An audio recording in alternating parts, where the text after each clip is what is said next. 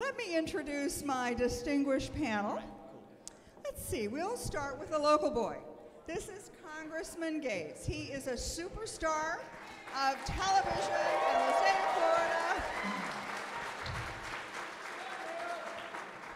Now, you may actually think he's a television personality, but he's not. He is a United States Congressman. Are you the youngest congressman? Don't let the Botox fool you, KT. I've got a few more years on me than a bunch of them. Well, we're honored to have you. Thank you. And Congressman Lamborn, who is an old buddy of mine, goes way back. He's a Colorado Springs guy. Now, you know when you hear about all those UFOs? They're his. Doug Lamborn. And I am very proud to introduce the congressman from Idaho, Russ Fulcher, who happens to be the congressman for my for my fourth of the fifth child, and the son who was always an errant boy and a naughty boy, but he is now your constituent. We'll keep him in line. And you keep him in line in Marsing, Idaho. So from Western Idaho, Congressman Fulcher. And let me introduce you to Pete Hegseth, who I've known for a long time. He's a war hero, and he is, in fact, the real deal. I first met you. You had just come back from Iraq, I think, and you had found an organization called Vets for Freedom. You're right. You want to tell us a bit about that? Well, it was an Iraq and Afghanistan War Vets organization. There were very few people that had our backs truly, and KT was one of them. And she was willing to spend her time and expertise to listen to just a bunch of old vets that were coming home and wanted to win their war. So I've always been grateful. So for we are KT. really thrilled to have you here, Pete, and we're more thrilled that your wife Jen is here, who is the better half. Right Jen, over there. where are you?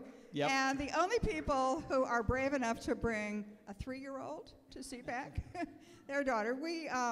I have a daughter who just had a baby too, and I think the whole point is if we can't convert people to conservatism, we're just going to breed them.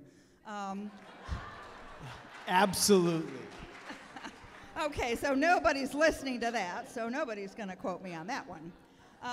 We have a very serious topic, believe it or not, and that is peace through strength. Now, I am the only person here who remembers the original peace through strength when I worked for President Reagan, and I was the Pentagon speechwriter, and President Reagan chose those words extremely carefully. I mean, it sounds like a bumper sticker, right? Peace through strength. Who's not in favor of peace, right? Who wants to be weak? But the words were very carefully chosen for the following reasons. Peace. You can get to peace a lot of different ways. You can get to peace through conquest, through capitulation, through nothing much is happening. But Reagan had a very different idea of peace, and that was peace through strength, which means deterrence. He wanted to have the strongest, toughest military in the world, so nobody would pick a fight with us, but we wouldn't go looking for fights. We had our forces that would defeat any country in the world, but we were not going to go looking for foreign battles to fight. And Reagan didn't go to war. Donald Trump didn't go to war. Strength was also very carefully calibrated. Peace through strength. Now, strength can be a lot of different things. It could be economic strength, it could be moral strength, it could be military strength, technological strength. Reagan felt that it would be all of those things and more.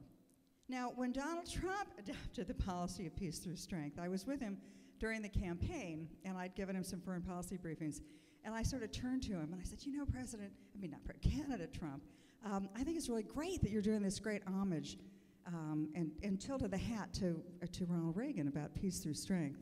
And he looked at me like, I don't care about that. I'm Donald Trump. I'm going to make it my own. And he did. And he made peace through strength his national security policy.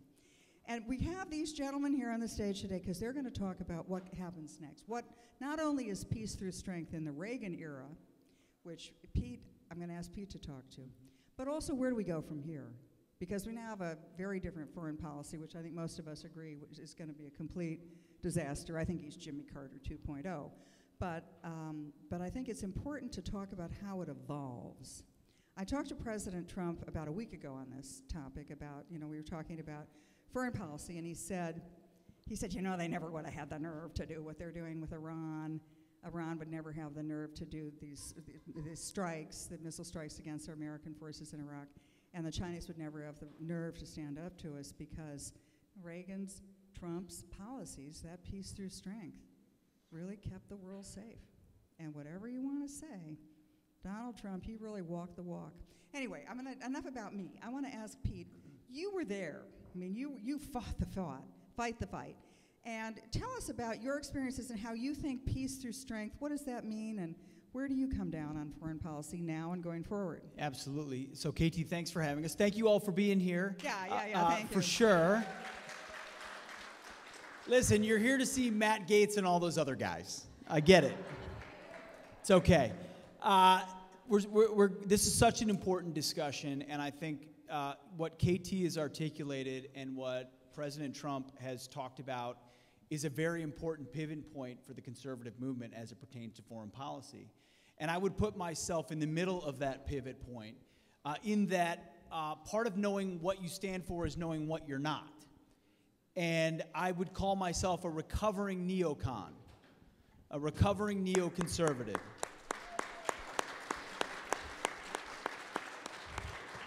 What's the first step? Admitting you have a problem, right?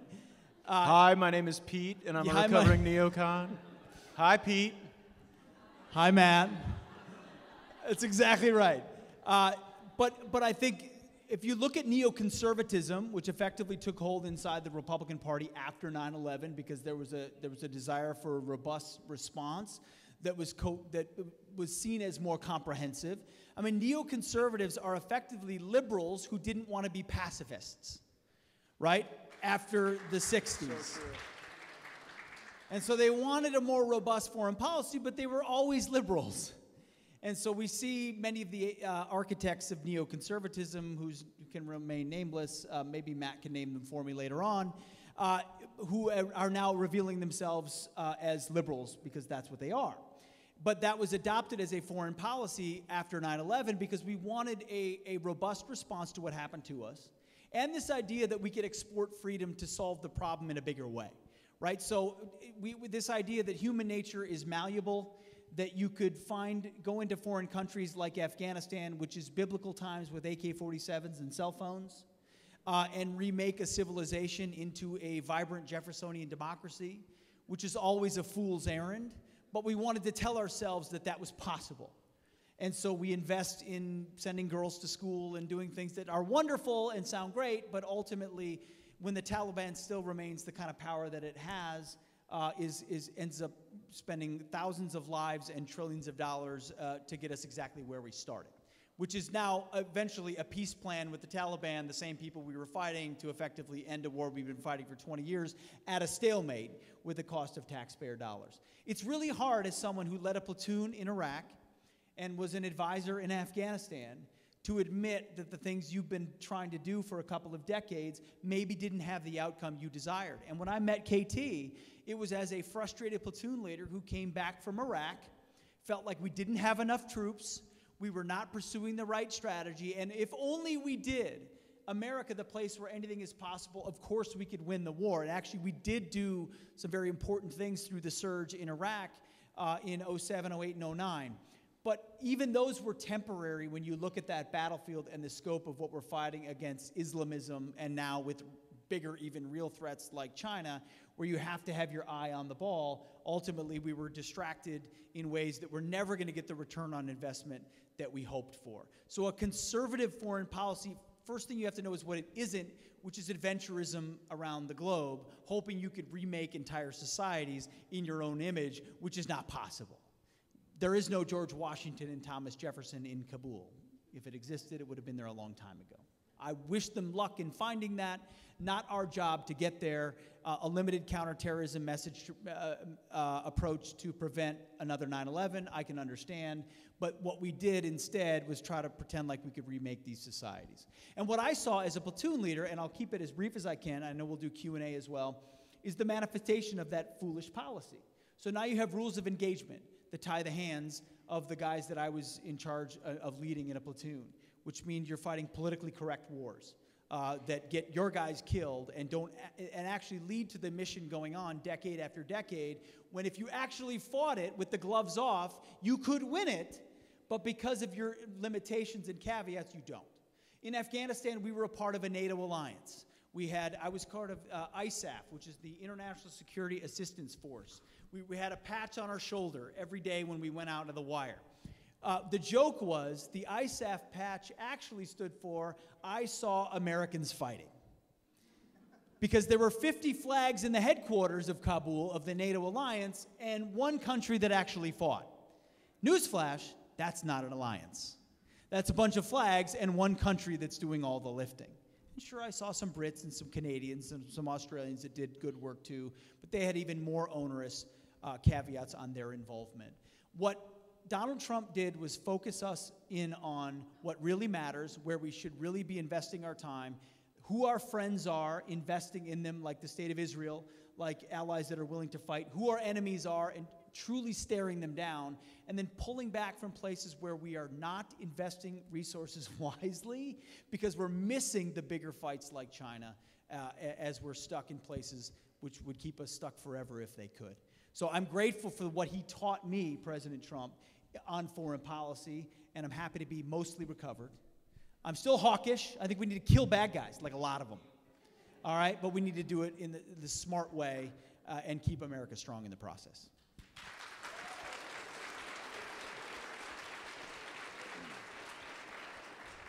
If I could just point out the real revolutionary stand that President Trump took. You know, remember back before President Trump ran, before he was the first guy to really say the emperor has no clothes. Before him, everybody said, oh, Iraq, Afghanistan, if just a little more money, a little more time, a few more American lives, it'll all be fine. And he was the first one to stand up. He had the guts to go against that was gutsy, because the he orthodoxy right. of the Republican Party was hawkish. Yeah. And what if the condition on the ground is that you'll never meet the conditions on the ground? And that's the question he raised, and that was a difficult stance to take. At the time, Yes. he knew he was going up against all the conventional wisdom. I mean, now, of course, everyone's come around to his way He of was thinking. going up against me and conventional wisdom at the time. So I God was bless small. He was President big. Trump. You know, one thing, your whole point about the military and what it did to our forces. You know, Congressman Gaetz, as I understand it, you represent probably the most number of veterans and military districts, and you do. You have veterans. Oh, you guys Doug's are gonna got the fight most over this veterans. I now? think I've got the most active duty. Oh, you I've have got the the most active duty. That's why you got the two of us. Oh, yeah. Okay, so I thought everybody retired to When Florida. they're wearing the Not to uniform, Colorado? they're in my area, but Doug's got more veterans. But I tell you, KT, that informs my perspective on foreign policy. Pete's perspective is informed by going downrange and forming that band of brothers, that unity, that common sense of purpose, and that's a critically important perspective. My whole life, I have seen the impact of these forever wars in the faces of the people I love most in Northwest Florida. I've seen the parenting interrupted. I've seen the marriages destroyed. I've seen the drug abuse, the suicide, the trauma to children. And I have started to wonder whether some of these places are worth it. And I do not think they are. I don't know what the hell we are trying to win in Syria. You know, we were promised peace through strength, but with Obama and with Bush, we got war without winning. And it is my perspective, it is my belief that oftentimes we are engaged in conflicts and these low-yield wars, not to win them, but to stay in a state of perpetual war. A way to enrich defense contractors, a way to ensure that lobbyists get more powerful, that politicians get reelected. Often the neoconservatives wrap themselves in the flag, but there's nothing inside.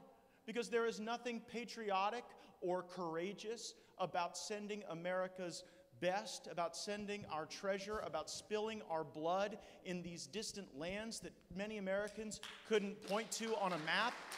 And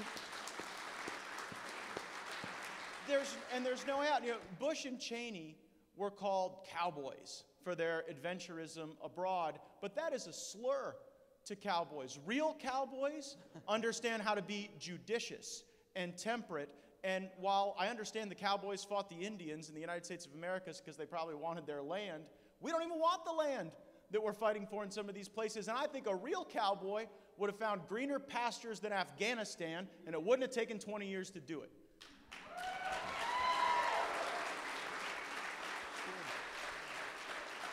Really well done.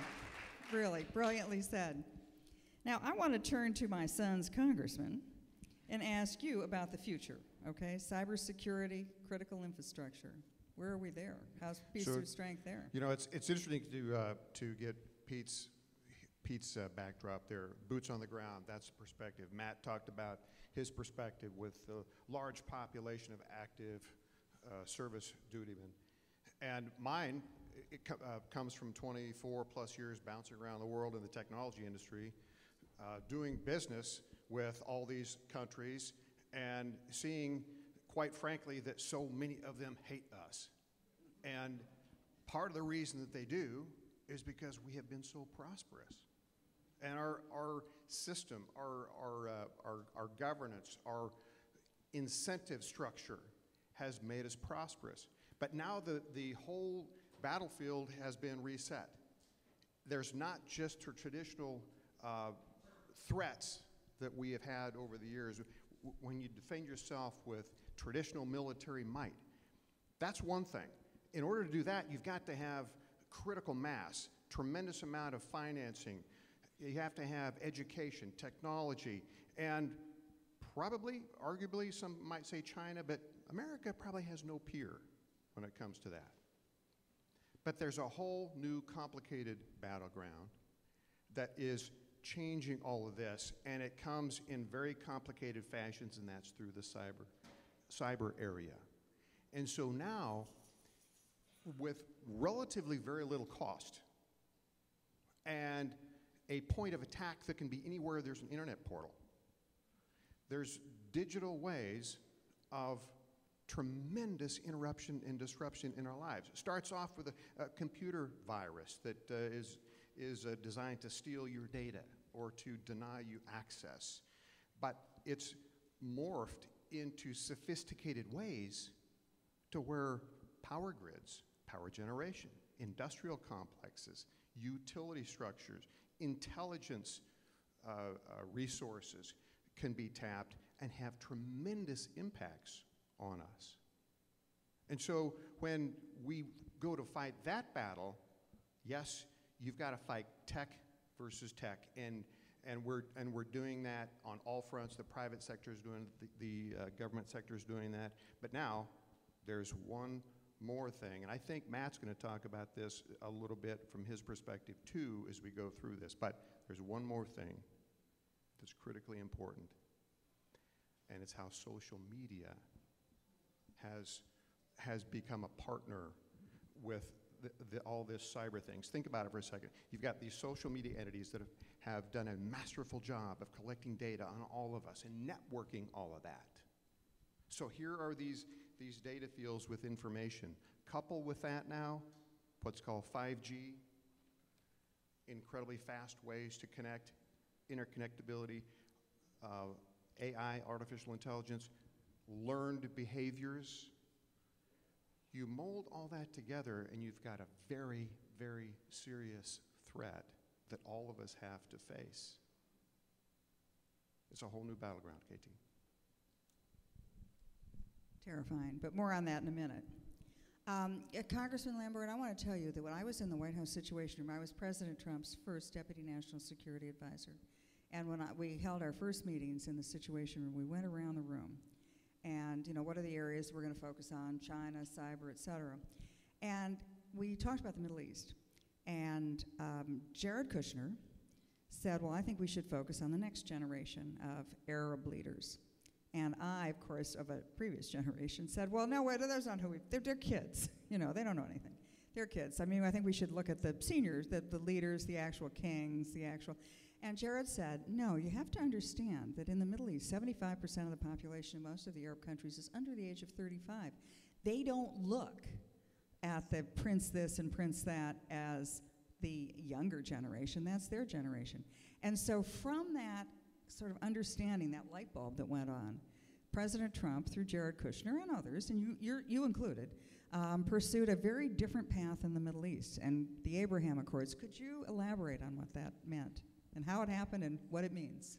KT, great to be with you again.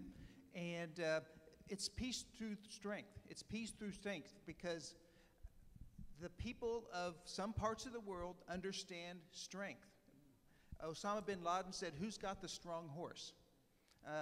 whoever has the strong horse will be respected in some of these lands, some of these Muslim and Arab lands in particular.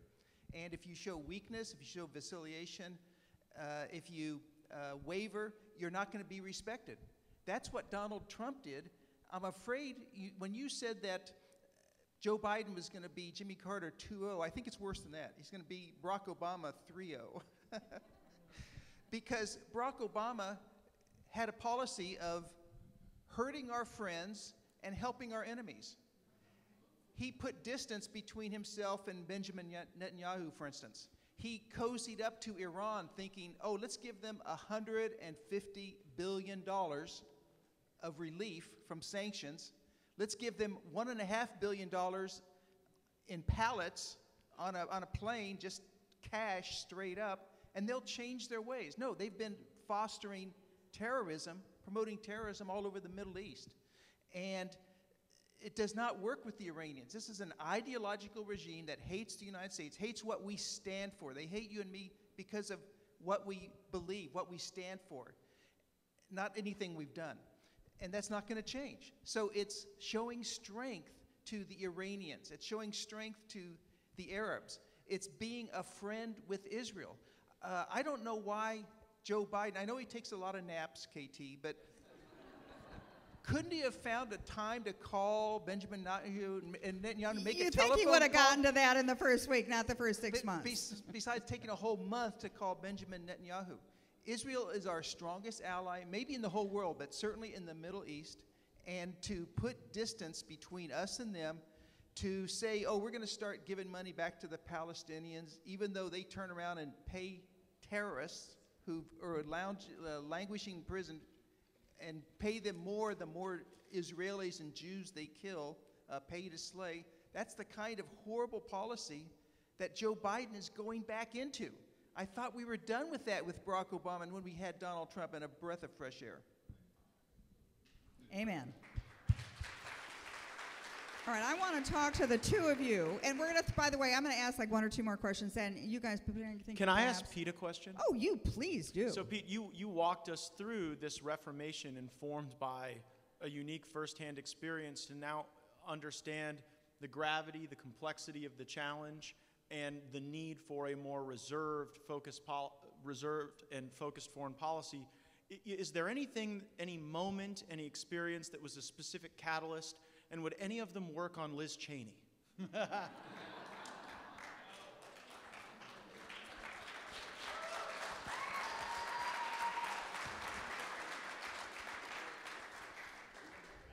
The answer is no.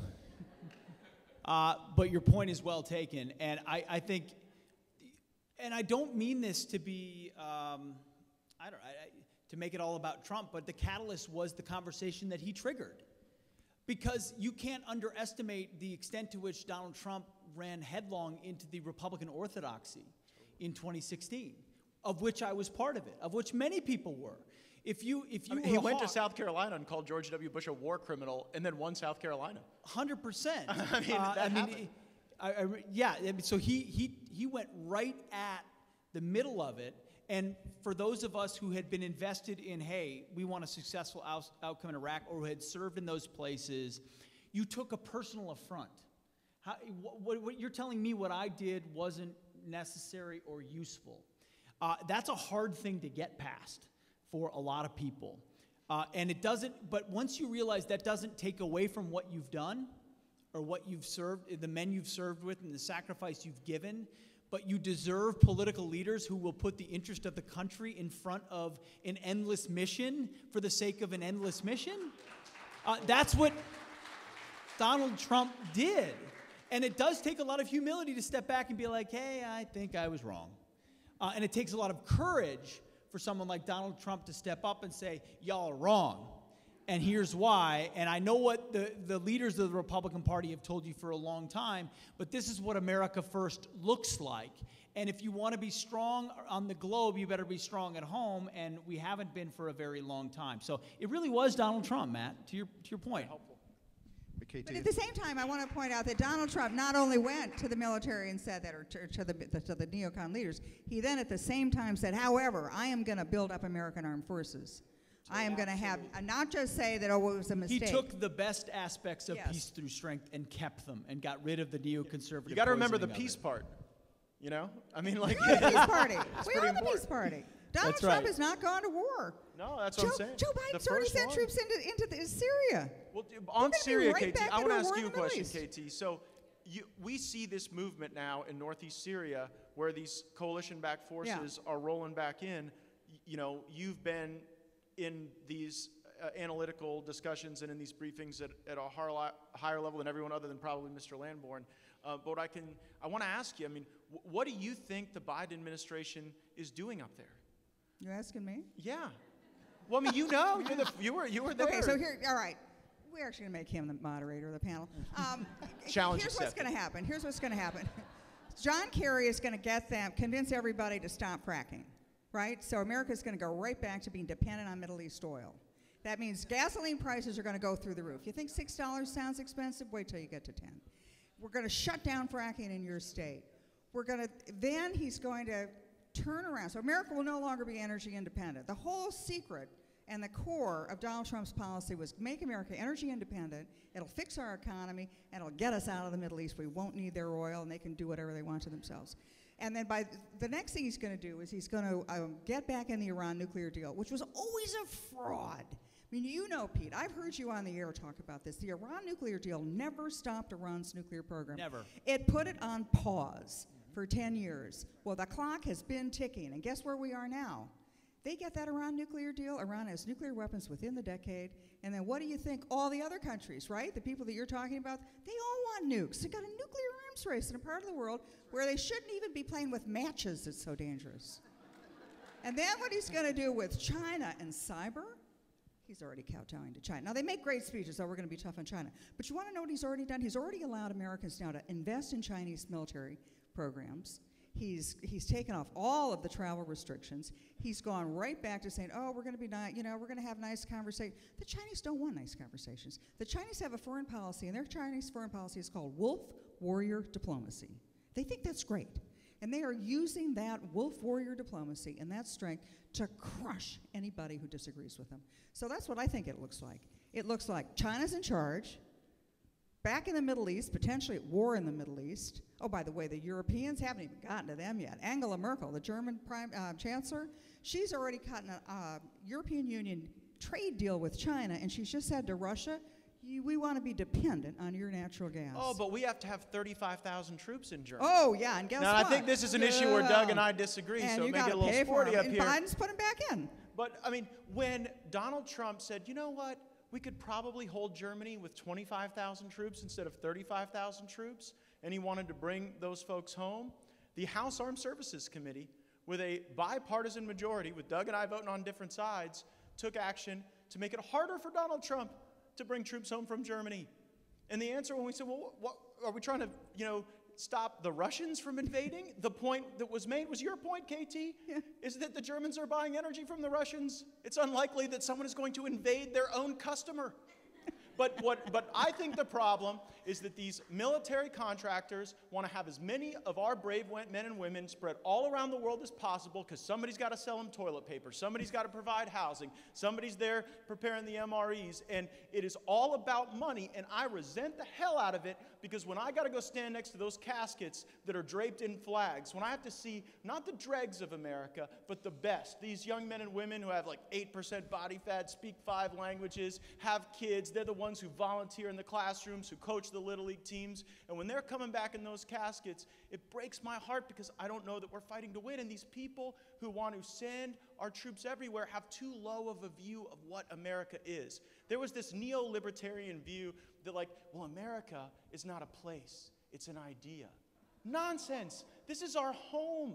This is a place, and if you think that you can replicate America in the deserts of the Middle East, you are seeing a mirage in that desert. You cannot build democracies out of blood and sand and Arab militias.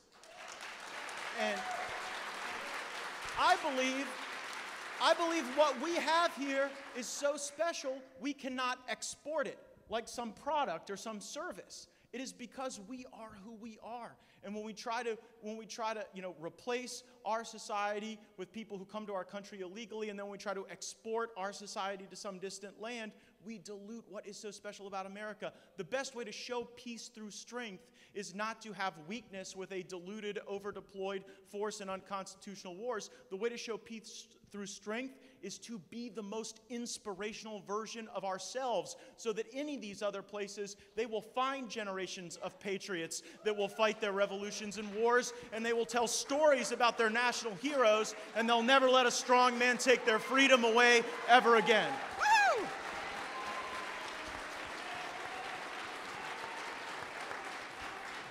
Can I just ask one? Are you old enough to run for president yet? No. I got a presidential candidate in 2024, and he is a Florida man.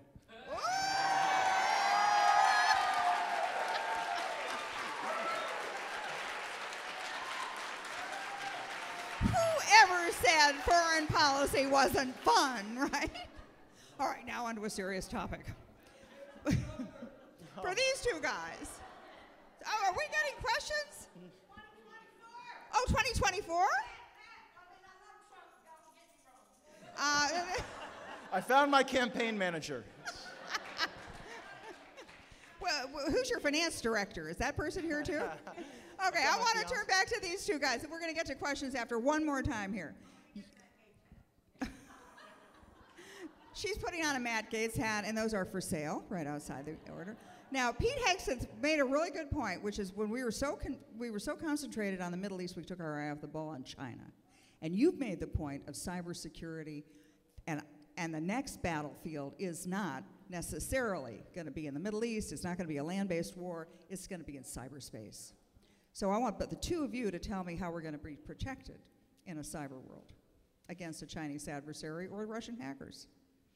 You can either one go first. So there's a difference, a lot of differences, but one of the differences of the struggle we're facing right now is we are helping to finance the war against us because it's American companies, it's American investors that are fueling a lot of the employment in China. Remember the Cold War with the USSR? You didn't have that. We had a common enemy, but we didn't have to go out and wrestle our own businesses in order to change that. And so there's a tremendous difference there, and make no mistake about it. China wants to see us go down. They've been trying to take our currency and get that changed as an international standard for forever. But in order to move forward on the cyber front, I think you got a couple things. First of all, when it comes to the more known cyber threats, this is a war like any other. You fight tech with tech. Your battlefield, instead of soldiers, boots on the ground, they're engineers. They're people that we train technically, and you fight the tech with the tech. But once you start getting into this other arena, and that's where it's much more subtle. It's the attacks. It's the Russian and Chinese attempts to try to influence things, influence elections, influence behavior. How do you do that? You do that through some of the communications on social media. You do that digitally. That is a form of cyber threat on the major platforms. How do you fight that? Well, first and foremost, you stop the doggone censorship, because the voices on that front and the allowance, if you will, of the threat digitally through there, the conservative voice is being squeezed out. Another way to do that, and these are things that a number of us are working on, is we have to define and put a legal stake in the ground of who owns that data. Everybody here is being monetized. If you have one of these things, you are being monetized, your behavior. That is a form of cyber threat. We need to legally put a stake in the ground that says you own that data. If they want to go sell it to American business or any business for that matter, maybe they pay you for it. But the bottom line is we have to do some things. We need to own our data. We need to train up our own digital soldiers, if you will, to compete on that front. And we need to put a stake in the ground on that front, KT. That's probably the best thing we can do on cyber. Great. Pete? Absolutely. So America won World War II. We created an international order that was meant to benefit the West. It manifests in institutions like NATO and the UN. Donald Trump comes around and says NATO is an alliance that's totally antiquated because it doesn't actually help us, and we're spending all the money for them to defend a continent that should, by this time, be defending themselves. And then you have the United Nations, which is full of an automatic veto from countries in the Security Council, from countries like China and Russia, who are not our friend. We should chop it off of Manhattan and let it float off into the East River. Okay? That's we don't want to pollute the East River. What? We don't want to pollute the East River, but go ahead. That's right. More than it is. You've got these institutions that were meant to serve American interests that no longer do. And then you've got the communist Chinese who have their own Chinese dream. They write about it. They talk about it. It has nothing to do with the American dream. It has everything to do with the collectivist view that their system is superior.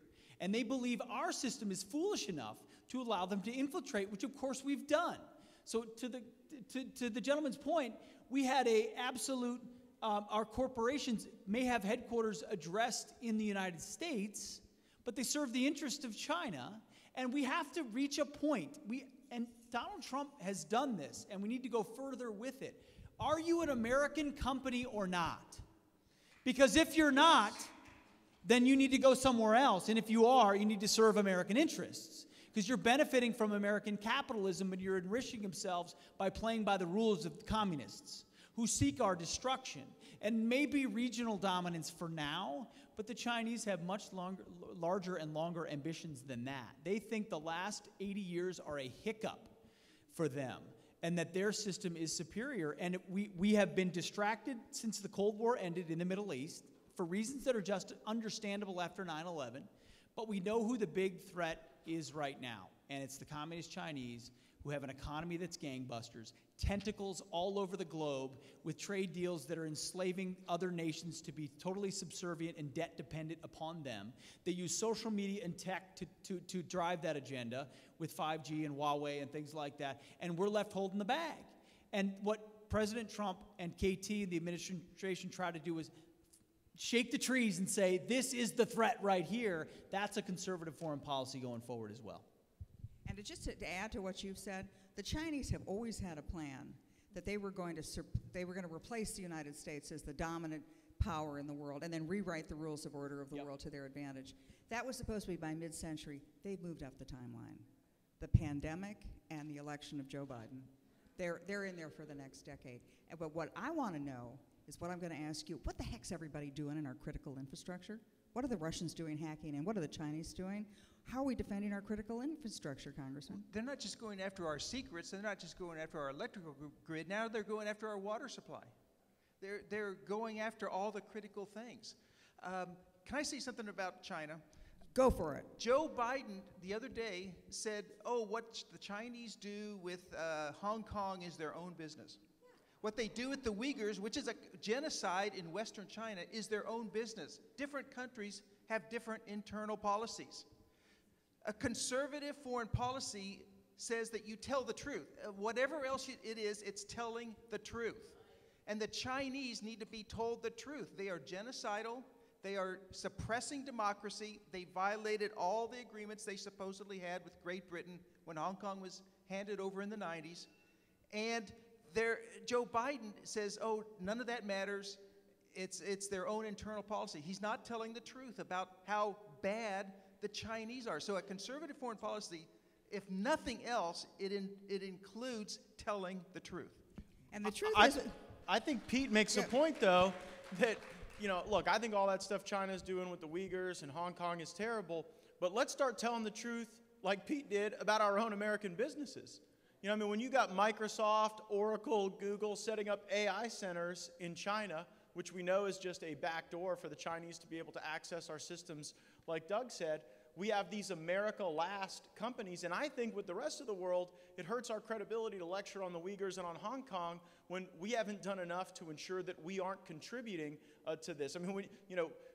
technology is something that the Chinese have used to make totalitarianism more efficient.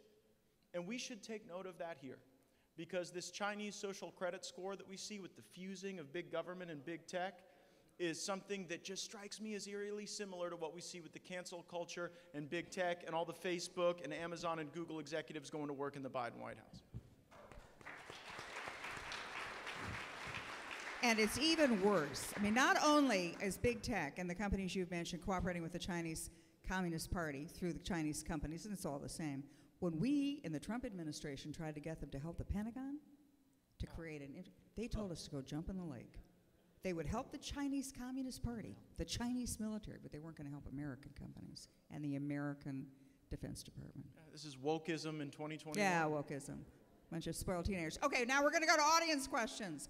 I'm going to call this lovely lady from the front, and you are going to scream out your question so we can all hear you. Is Taiwan going to be our next war to try to stave them off from taking over the Quad? Okay. That's a Doug Lamborn So this is a Doug Lamborn question, and the question is Taiwan. The Chinese president, Xi Jinping, has basically last week told the rest of the world, hands off Taiwan, we're going to do what we feel like, and that's our red line, and they are sending fighter planes over Taiwan. What happens? One of the things I would like to do more with Taiwan is let them be armed with some of the best weapons in the world so they can defend themselves first. If they have some of these ship killers, missiles that are going to sink troop ships and things like that, or any kind of things that come over from the China mainland, should that day ever arrive, God forbid, then the Chinese are going to think twice, 3, 4 times before they do that. The Taiwanese have some capabilities. They don't have nearly the submarine capabilities they should. They don't have the rockets and missiles that we have, the best generation of our stuff. If the Taiwanese made it clear to the Chinese that, okay, you send soldiers over here, they're all going to die, that protects them really well, and U.S. forces don't have to be committed other than maybe as a backup somewhere in the background. Good answer. Okay, questions. Gentleman with the mustache in the second row. Stand up, ask your question, and I'll repeat it. Well, I have a constituent, and I was very touched by what you're saying. I'm curious, Russ, do you feel that Micron is a U.S. company? Okay, the question is about American companies, and Russ, do you think Micron is an American company? I think what you'll find is that Micron, Microsoft, Apple, any of the tech companies, or for that matter, any organization, they will say we are global companies. And they set their ethics by global rules. They avoid or pay their taxes by global rules. But you also have to look, where is their investment? Where is most of their dollars and cents? As you know, it used to be Boise, Idaho. That's not the case anymore. Boise is several rungs down in terms of the employment, where the investment goes. The new products, the new investment is coming out of China. And so I think they would answer global. I would answer today, they're more Chinese than American. Ouch. Okay, gentleman over here, plaid shirt. Shout out your question. This is a fun foreign policy lecture. Perfect. So, Matt Gaetz, you're awesome. I would love for you to give one of our senators here in Florida. But since this is foreign policy, I would like to get comments about immigration. Okay, so we're going to dodge the question about when you're running for the Senate. I am not running for the Senate. I have no dodge for that. If I want to be in a senior citizen living facility, we've got better ones in Florida than the United States Senate. So I ain't running for the Senate. I do believe you make an important point about the intersection of foreign policy and immigration policy, because what we see right now with the Biden administration repurposing resources that we'd intended for border security into welcome centers, they have empowered the cartels with a tremendous messaging tool. And the cartels right now are recruiting, they're reactivating the flow of humans and all other activity in Central and South America. And what that does is it degrades borders. You see, if you got people moving around in these caravans, then the notion of the nation state is diminished, and that creates a very permissive environment for them to be able to operate. And without getting into too much sensitive information, we know that the people crossing the southern border are not just from Central and South America. There is a substantial Lebanese diaspora in the tri-border region in South America. There is intense Iranian activity in Venezuela, and I am concerned that we have been so focused on the Middle East that we've forgotten about our own hemisphere and what's happening here. And I think that we ought to sort of take care of our own neighborhood in the Western Hemisphere and build resiliency here before going on misadventures in desert sands. But we could chew gum and walk at the same time. I think we can do both. Well, why do you want to go fight over there, Doug? No, I mean supporting Israel. That's my view of the Middle East. Yeah, well, I think that's the way to not fight. The Abraham Accords. Look, the Abraham Accords. We were all told that Iran was going to build this, land bridge across Syria and Iraq, and they were going to threaten Israel. And as that started to go on, and the Iranians started setting up those camps in southern Syria, well, those camps were vanquished. They went away pretty quickly, and a capable Israel is actually what reset deterrence and preserved peace. Absolutely. And Israel, the Israelis have always said, we don't want you to defend, we want you to give us the ability to defend ourselves. We don't want you to do it, we're going to do it. You just got to make it possible for us to do it. Like with Taiwan. Like with Taiwan. Great analogy. Okay, gentlemen in the back row, you got the khaki pants. Yeah, you. Stand up, shout your question. Part of Reagan's foreign policy was also to support people who want to fight for freedom, like the communists in the war we had in Afghanistan. It was supporting people who were fighting against the Soviets. How does that strategy kind of fit into Trump's peace through strength? Could that be effective today with Iran? Okay, the question is that in the Reagan era, it was you were going to empower your enemy, your friends, to fight for themselves and to defend themselves. What happens in a Trump era? And I'm going to ask you, Pete, because you've been there. Well, listen, I think proxy forces are, of course, always more preferable to American boys, and that's an easy answer. Talking about America first doesn't mean America retreat or American disengagement. To what was said by the congressman, supporting the state of Israel and their ability to defend themselves is fundamental to understanding about maintaining our own security and security of the West. It's no brainer. So if there are places in which people yearn to live free, there are far more efficient ways and manners in which to support those people than deploying the 101st Airborne. And I do support clandestine and other ways in which small numbers of troops in the right places can be catalysts for opportunities that may not otherwise present themselves. But we better be clear-eyed about the fact that just because you've broken something doesn't mean the solution on the other end is going to be better. And how many times have we seen, as we tinker around the globe, the outcome actually is something we didn't anticipate, maybe far more radical because they have grievances about the way in which we intervened there. Sometimes we're a little smart for our own good. And that little dose of humility on foreign policy with the amount of unintended consequences is something we ought be, after what we've learned over the last 20 years, paying more attention to. So I think in the right place, and KT can speak more to the actual policy of America First within the administration, in certain places at certain times that makes sense. But I think prudence should play out, and we should have a little bit more restraint in how often we attempt to intervene in other people's affairs. Russ, jump KT, yeah, thank you. One of the things that the Reagan administration, other administrations have utilized in place of military force are sanctions. Now, I want to just make sure and connect a couple of dots there. We talked about China's aggression on a number of fronts, including cyber. Why do they want to change our currency? Why do they want to undermine that? Why do they manipulate the markets or influence as much as they can? Because the U.S. dollar is the primary financial standard for international commerce. Yes, there are pockets of other things, but it gives America a unique strength in the ability to sanction. So the threat to our currency and China's leading that aggression is for that purpose. That takes away America's ability to sanction on a significant level, and then you're confronted with some of these more direct issues. Do we use physical force, proxy, whatever that is? But want to make the connection on the financial structure and sanctions, how it fits into this.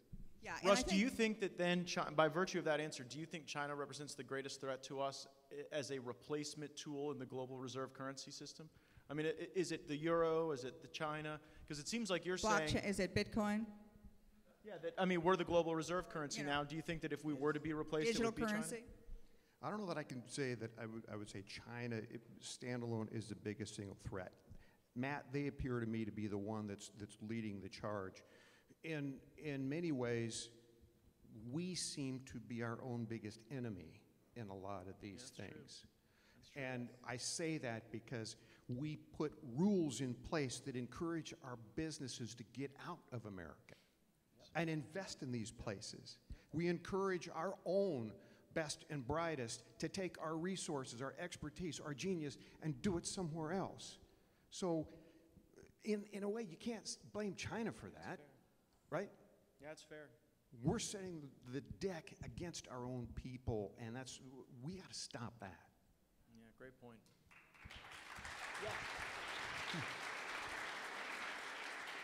KT, you mentioned Bitcoin.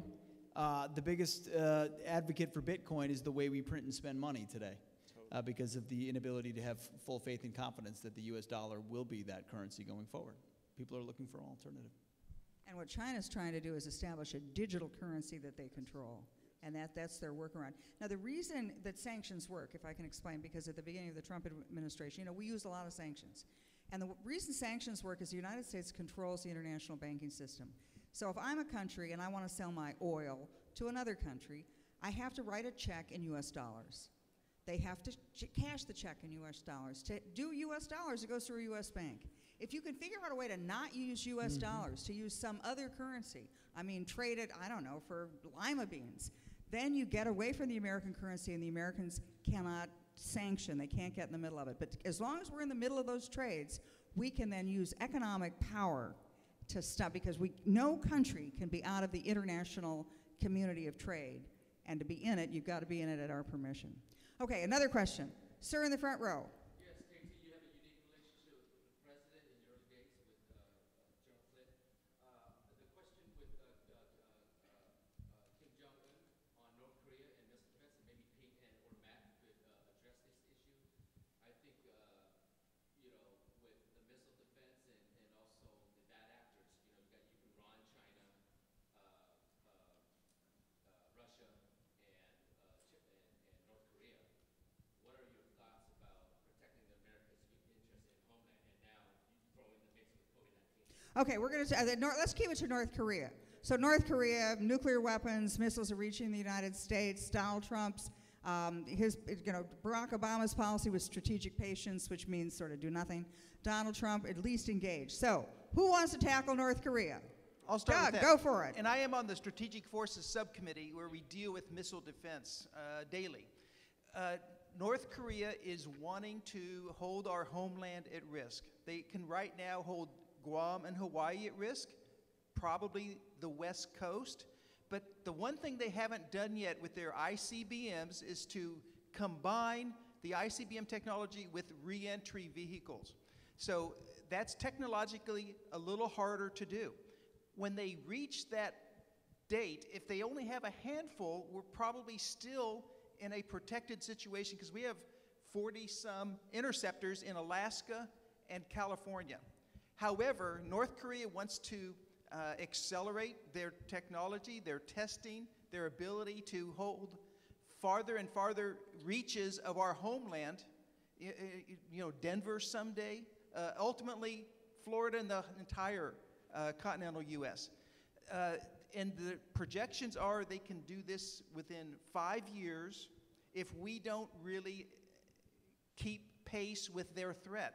We have to invest in missile technology. That is expensive. It's cutting-edge technology. It is proven to be successful in testing. And if you have backups, let's say one doesn't work, but you have backups, you're still in a protected situation. So we're doing some great things. We have great men and women doing this day and night to protect our country. But yeah, North Korea, and I liked how Donald Trump was wanting to diffuse the tension on the Korean Peninsula. Kim Jong-un is a difficult or impossible person to deal with, unfortunately.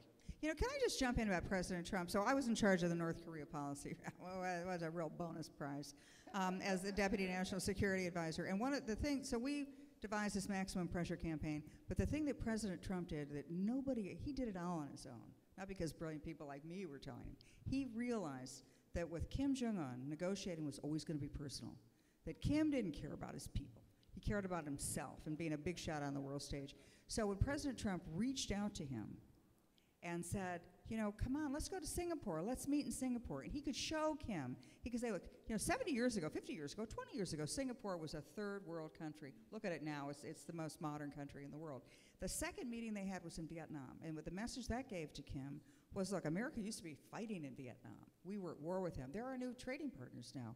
You could do that too. And then, in typical Donald Trump fashion, he said, let's give him a movie. And so... So they did this Hollywood trailer. You remember that. This Hollywood trailer, and it's really quite corny, but it sort of shows about how North Korea could be this great nation if it only reached out for peace. Now, the reason President Trump did that is he understood personal diplomacy. He knew what Kim craved was a position on the world stage. And if you look at all those pictures of Trump and Kim Jong-un, Kim is like, he's just so proud of himself. And Donald Trump understood, and this is why I'm so sorry we didn't have a chance to do this in a second term. Donald Trump knew that what giveth you could taketh away. And the only person that could give Kim Jong-un that respectability he craved was Donald Trump. And if Donald Trump could pull that out from him, he could get a lot of he could have leverage like nobody's ever had. So again, one of the tragedies, one of the reasons we're going to win the House and the Senate back in 22 and the White House in 24. Okay. Anybody in charge here? How much more time do we have? We're done. Okay. Oh, okay. What, are you waiting for the lights to go out? Usually it's when the lights come on you have to leave, but maybe I've been hanging out at different places then.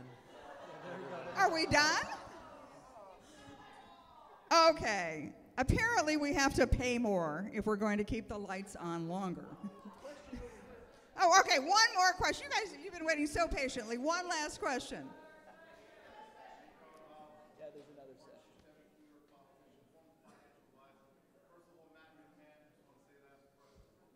You mentioned cryptocurrency, and my concern from the stand of the market is there's some positives to it, but at the same time, since it's not regulated, you could have billionaires manipulating the value of it, number one.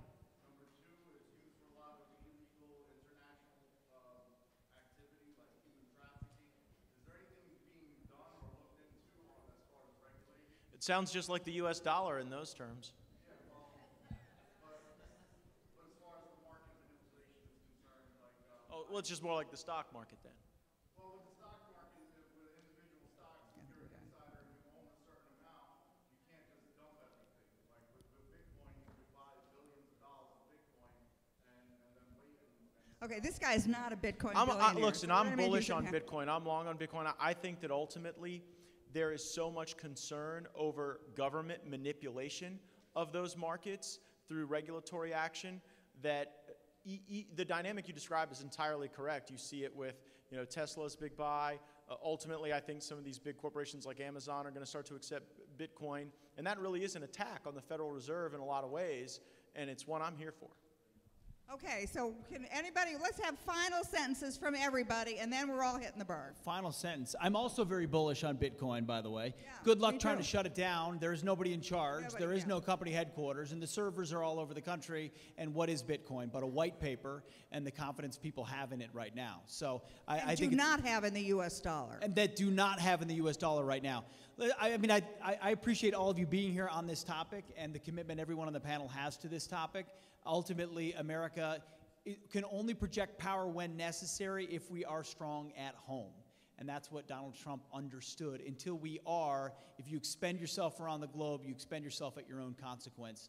And it's about time we focus on who we are at home so that when we do need to project that power, which may need to happen in the future at some point, we're ready to do it. Okay, quick sentence or two from Russ. The stigma, the impact of Donald Trump that Pete so well painted out is still there. The current leadership is so scared of him. And if you don't believe that, go take a look around the Capitol. There's a reason why they want to show the Statue of Freedom behind razor wire. There's a reason they want to put metal detectors in the House floor so that it looks like members are threatening members, is because they want to drive home the message that all of us deplorable R's somehow caused this, and this is the result of all of that. And so they're scared to death of him today, Pete. Yeah, they ain't seen nothing yet. Okay, Doug, and then I'm going to ask Congressman Gaetz, and then I'm going to wrap it up. Some And of then the we'll get outta things here. that Donald Trump and his team did were so good, so strong, so powerful that even Joe Biden as Barack Obama 3.0 cannot undo. The Abraham Accords, moving the embassy from Tel Aviv to Jerusalem, rebuilding the military, those are things that can't be undone. So even though we only had 4 years and not 8 years, at least we can thank God for that. If there is one thing that Donald Trump wishes he could have done better in his first term, I truly believe it's human resources. You know, Sessions, Mattis, Sessions, Bolton, Sessions. And one thing I know, because I was there at the Resolute desk, is that KT was fighting for the Trump doctrine each and every day. And I just wanted to use my last moment to thank you for being one of the true fighters and a true, loyal, and successful and productive member of the administration. And I just want to thank every one of you. You know, when people say we're stupid and we're deplorable, we don't know what we're talking about, I challenge anybody to come into this room. You have an engaged group of people who are well-informed, well-educated, and who thought foreign policy could be this lively an experience? So God bless you all, and thank you all, panelists.